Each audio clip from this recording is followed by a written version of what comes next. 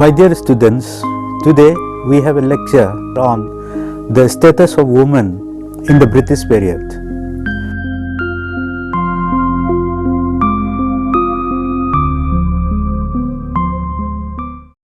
God created both man and woman. Since the dawn of human civilization, both man and woman together carried the burden of mankind. But from the ancient period, it is found that only a few well-to-do and higher class women received the honor and the rights of women. Most women throughout the history were denied their rights. They were treated as a being a little more than animals. They were not allowed to have education and other facilities. Girls were not allowed education nor were allowed to go openly. But one thing is recognized by the world, that Indian women are pious and religious in their character and nature. When British rule came to India, Western scholars observed that Hindu women are naturally chaste and more virtuous than other women of the world. Social reformer and their roles. The British Crown assumed the administrative charge of India from East India Company in 1858. Although at the higher level, a woman could become equal to her counterparts spiritually, as well as could become a ruler or regent of her children at the death of her ruler husband. She had the right to get training for war tactics. Maharani Lakshmibai, who participated in the 1857 mutiny, is an example. In normal circumstances, women faced male domination and the atrocities from the early period. By the end of 19th century and the beginning of the 20th century, many reformist organizations were founded. Raja Ram Mohan Roy founded Brahmo Samaj, Dayananda Saraswati founded Arya Samaj, and the Vivekananda created Ramakrishna Mission. There were other social reformers like Ishwar Chandra Vidyasagar, Ramakrishna Paramahansa, Keshav Chandra Sen, Maharishi Kare, Mahadev Ranade, Gopal Krishna Gokhale. They fought against the oppression and the atrocities to women. They condemned and went against such practices as sati, polygamy, child marriage, ban on widow marriages, etc. They also helped women to get education. It may be worth mentioning that the British administration of that period, along with Indian social reformers, tried to eliminate the brutal practices against women. Thus, we find that many attempts were made to raise the status of women during the period of British rule. There were a number of socio-religious reformers in the country adopted by the British rulers. Annie Besant and Mahatma Gandhi also took interest in the social and the political rights of Indian women. The life of Indian women is the life of restrictions and the prohibitions. On the one hand, child marriage and the polygamy were prevalent, and on the other hand, ban on widow remarriage, denial of property rights and the right to education to women were a social norm. Social reformists like Raja Ram Mohan Roy, Ishwar Chandra Vidyasagar made pioneering efforts towards upliftment of the woman's status. Raja Ram Mohan Roy played an instrumental role in abolition of the practice of sati. He also raised his voice against parda system that was imposed on women. Again, it was the result of the great effort of Ishwar Chandra Vidyasagar that Widow Remarriage Act of 1856 was introduced. Revolt of women. Indian women are pious and religious in their character. Ordinarily, they are peaceful and a better half to her husband in the strict sense and the literal meaning of the term. But at the time of crisis, they will come out in the forefront. It was found in many occasions during British rule period. Kittur Channamma, queen of the princely state Kittur in Karnataka, led an armed rebellion against the British rule in response to the doctrine of lapse. Abbakka Rani, queen of coastal Karnataka, led defense against European armies, particularly that of the Portuguese in the 16th century. Begum Hazrat Mahal took active part in Awadh's revolt in 1857. The Begums of Bhawal were also female rulers who joined these revolts. In Manipur, Rani Gaidinliu raised against the atrocities of the British rule.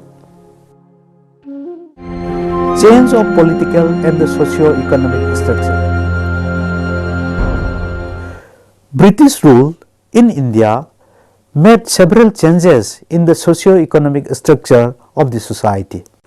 During British rule, substantial progress had been made towards the education of women and their rights in the field of politics, employment and the social phenomenon. There were also positive changes towards the elimination of inequalities between men and women. Industrialization, urbanization, social movements and the improvement in the education system of the women were the major advancement in the way of uplifting the status of women in the period of British rule in India. Such positive changes affected the status of women. It will not be right to say that there were no positive contribution during the British period. On the other hand, wives of missionaries such as Maratha Mault Ni Mat and her daughter Eliza Codwell Ni Mault should rightly be remembered for their pioneering work in the field of education and the training the South Indian girls. A girls' school were started in Bombay in 1824. A former student of Hindu College, Calcutta, Pyari Chandra Charkar, set up the first free school for girls in India in 1847 in Virasat near Calcutta.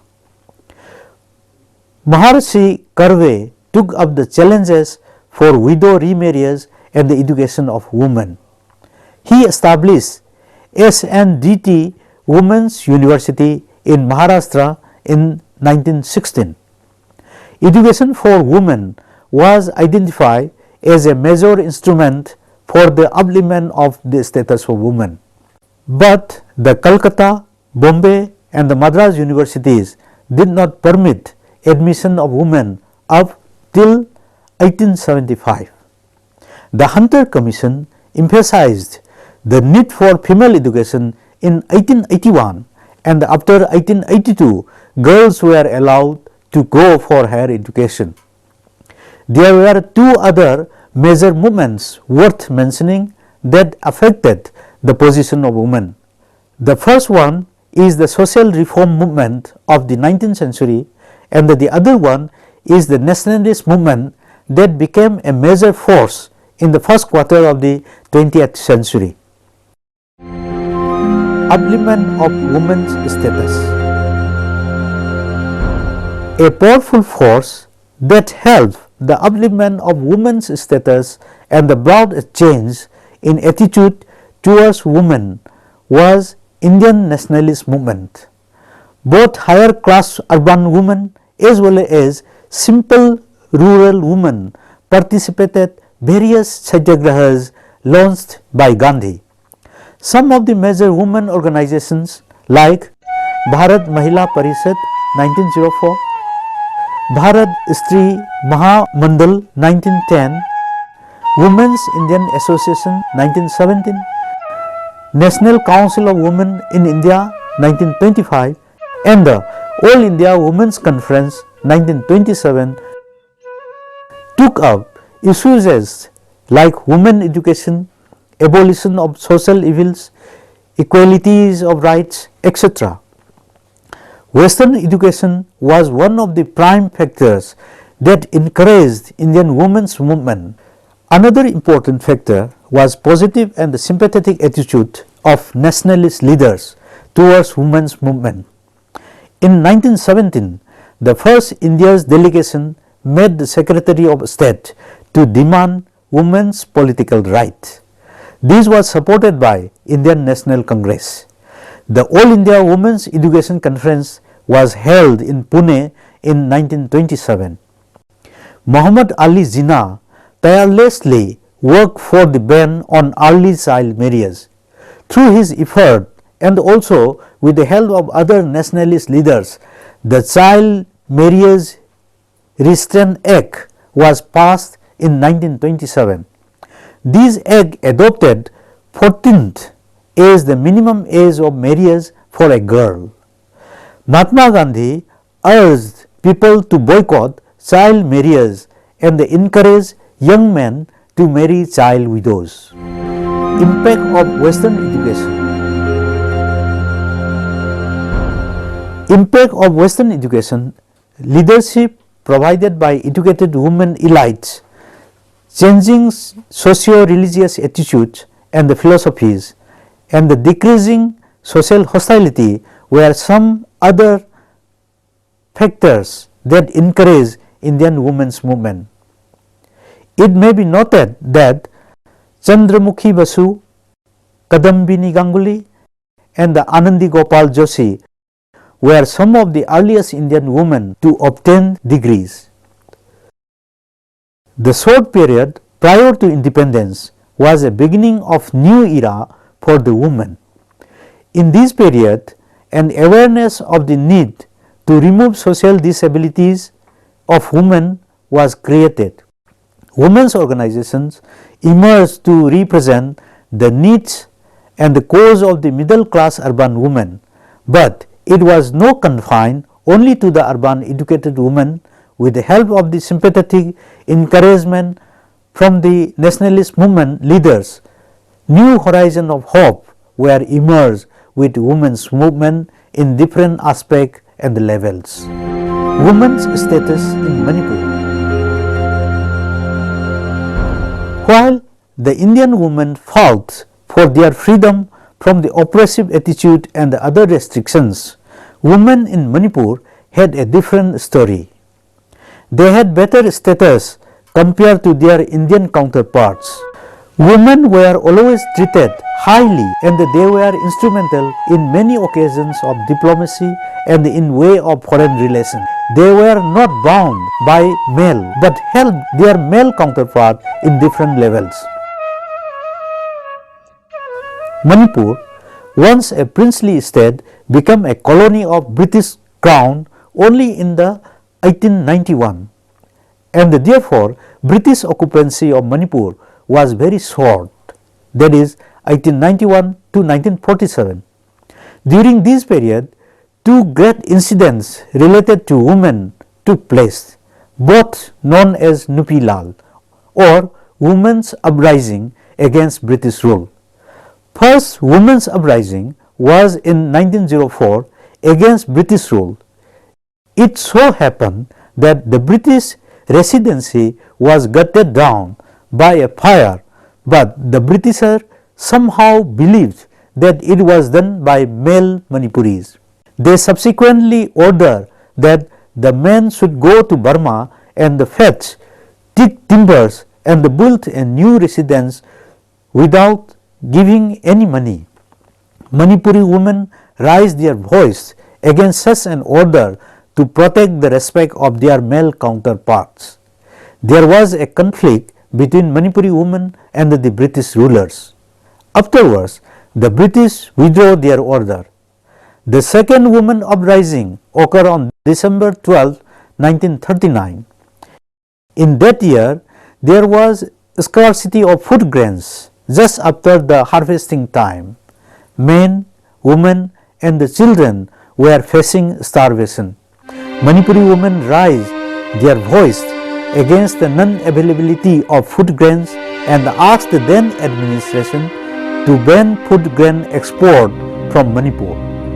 The administration, unable to face the women's uprising, subsequently ordered to stop the food grain export by businessmen. Now, conclusion. Modern education system awaken both men and women of the new generation.